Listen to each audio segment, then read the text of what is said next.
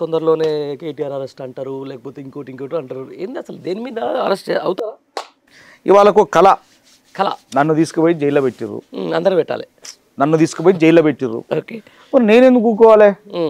పాప నీలాగా ఆయన సూట్ కేసులు పట్టుకునే మనిషి కాదా, డబ్బులతో వాళ్ళ నీళ్ళను కొనే మనిషి కాదా, వాళ్ళ చేతుల వీళ్ళ చేతులను వీళ్ళను ఎత్తులు చేపెట్టే మనిషి కాదా కేటీఆర్? ఎట్లా అరెస్ట్ చేస్తావు?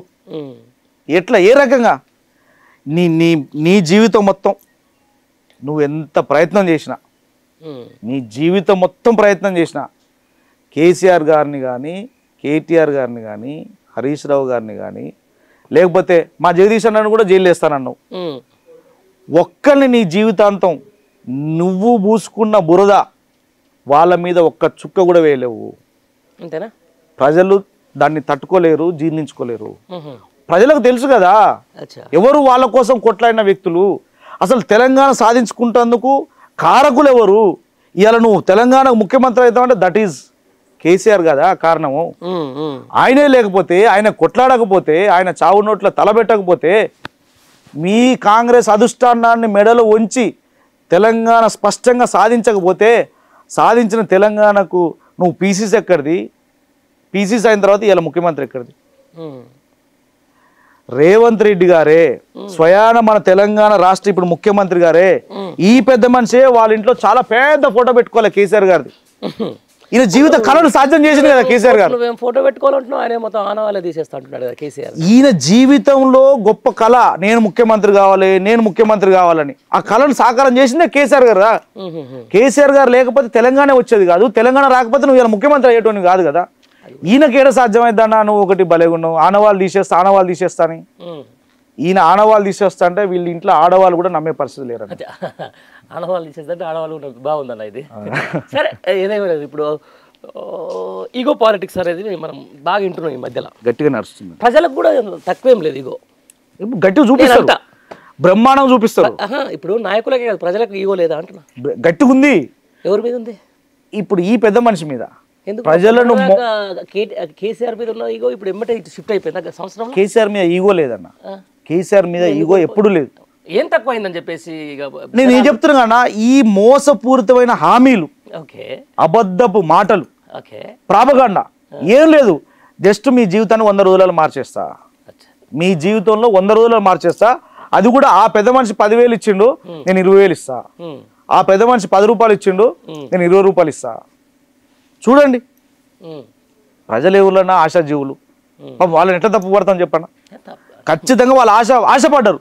అరే కరెంట్ ఇచ్చిండు, 24 గంటల కరెంటు, రైతులకు పెట్టుబడి సాయం అందించిండు, నీళ్ళు ఇచ్చిండు, దళితులకు దళిత బంధు ఇచ్చిండు, బీసీలకు బీసీ బంధు ఇచ్చిండు, మైనార్టీల గురించి ఆలోచించిండు, వెల్ఫేర్ గురించి ఆలోచించిండు. ఇవన్నీ ఆలోచించేది నేను కాదంటలేను, కానీ వాళ్ళు ఈయనకేమి ఇచ్చారు అంటున్నా, ఇవన్నీ వాళ్ళకి ఇచ్చేసిర్రు. మరి వాళ్ళు ఎందుకు ఈయనకేమి ఇవ్వలేకపోయారు అంటున్నా, వీళ్ళకి ఎందుకు అధికారం ఇచ్చారు అంటున్నా.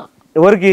ఇప్పుడు అదే అన్న నేను చెప్తున్నాను కానీ, మోసపూరితమైన హామీలు ఎట్లా అంటే, ఇప్పుడు ఆయన నీకు 10 రూపాయలు ఇచ్చిండు, నేను 12 రూపాయలు అన్నా. నేను ఏమంటున్నా, పాండరంగ నమ్మి నేను నీడికి వచ్చిన, రాతమ్మి ఒక ఇంటర్వ్యూ చేద్దామని అన్నావు, నేను నిన్ను నమ్మి వచ్చిన.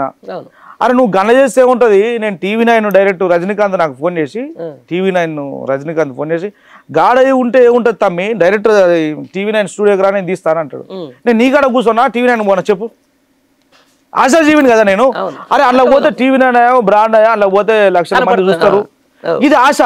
ఆడు ఈ నుంచి పాపం పాండరన్న కాడి నుంచి నా కారు తీసి బయటకు వెళ్ళేసరికి ఆయన ఫోన్ స్విచ్ ఆఫ్ చేసుకునే, నేను ఇటు రాకుండా అయిపోయింది, అటు పోకుండా అయిపోయింది. ఇగో గిఫ్ట్ అయిపోయింది. ఈ ఇరకాటంలో పడ్డారు నా తెలంగాణ ప్రజలు. అంతేనా? ఈ ఇరకాటంలో నమ్మి ప్రజలు, నమ్మకం, తెలంగాణ ప్రజలు అంటేనే విశ్వాసం, నమ్మకం, ప్రేమ, ఆత్మగౌరవం.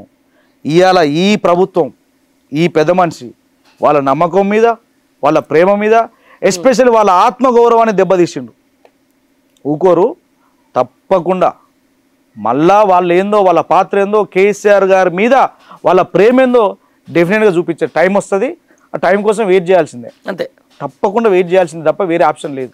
ఇప్పుడు ఎట్లుందన్న తెలంగాణ ప్రజల పరిస్థితి ఎట్లుందన్న అంటే, మీరు డిస్కవరీ చూస్తారో లేదో, డిస్కవరీ దాంట్లో ఏమవుతుంది అంటే, అడవిలోకి పోతారు ఒక 20 రోజుల 30 రోజుల, అందులో ఉండాలి వాళ్ళు ఒక్కలే. సర్వైవల్ చేయాలి కావాలి. వాళ్ళు ఏం తింటారో, ఎట్లా పంటారో, ఏం తప్పించుకుంటారో, ఏం చేస్తారో తెలియదు. ఆ అన్న టైం మాత్రం తప్పకుండా ఉండి రావాలి. మా తెలంగాణ ప్రజల పరిస్థితి అట్లా ఉంది. అంతే, పోయిరుగా నడుస్తుంది ఇప్పుడు కథ, అట్లా నడుస్తుంది. ఆ డేట్ వరకు సర్వైవ్ కావాలి. ఒక్కసారి సర్వైవ్ అయిన తర్వాత ఉంటది సినిమా. అంతేనా? తప్పకుండా. బీసీలకు లేకపోతే బహుజనులకు హార్మ్ఫుల్ అంటే వీళ్ళని రాజకీయంగా ఎదగనీయకపోవడానికి, ఆర్థికంగా ఎదగనీయకపోవడానికి ఏ ఏ కమ్యూనిటీ కారణం ఉంటున్నా?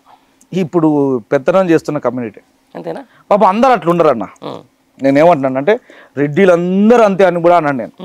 ఎందుకంటే సాయుధ తెలంగాణ పోరాటంలో ఏది ఈ విష్ణు రామచంద్ర రెడ్డి కావచ్చు, వాళ్ళ కుటుంబం కావచ్చు, ఇప్పుడు మా నూతనగల ఎర్రబాడు రెడ్డి వాళ్ళ కుటుంబం కావచ్చు, వాళ్ళ మీద కొట్లాడింది కూడా మా నియోజకవర్గం భీమిరెడ్డి నరసింహారెడ్డి లేడా ఉన్నాడు కదా. ఇట్లా అనేక మంది రెడ్డిలు ఉన్నారు, వీళ్ళు కూడా ఉన్నారు. ఇప్పుడు నేను చెప్పినట్టు విష్ణు రామచంద్ర రెడ్డి మీద, రామచంద్ర బామ్మర్ది నరసింహారెడ్డి మీద కూడా తిరుగుబాటు చేసిన దొడ్డి కొమరయ్య, దొడ్డి మల్లయ్య, ఈ చాకలైలమ్మ, ఈ మన షేక్ బందగి, వీళ్ళందరితోని ఇంకో నరసింహారెడ్డి అని కూడా వీళ్ళందరితోని ఆ రామచంద్రరెడ్డి కుటుంబం మీద తిరుగుబాటు చేసిండు. రెడ్డిలందరూ అట్లా కాదు. మా బీసీ, ఎస్సీ, ఎస్టీ, మైనార్టీ ప్రజలను కాపాడుకుంటారు, వీళ్ళు హక్కుల కోసం కొట్లాడతారు. కానీ కొంతమంది ఇప్పుడు గద్దెనెక్కి కూర్చున్నటువంటి అధికారంలో ఉన్నటువంటి వాళ్ళతోటే అలాంటి భావజాలం ఉన్నోళ్ళతో ప్రమాదం తప్ప రెడ్డిలందరితో కూడా ఏం కాదు.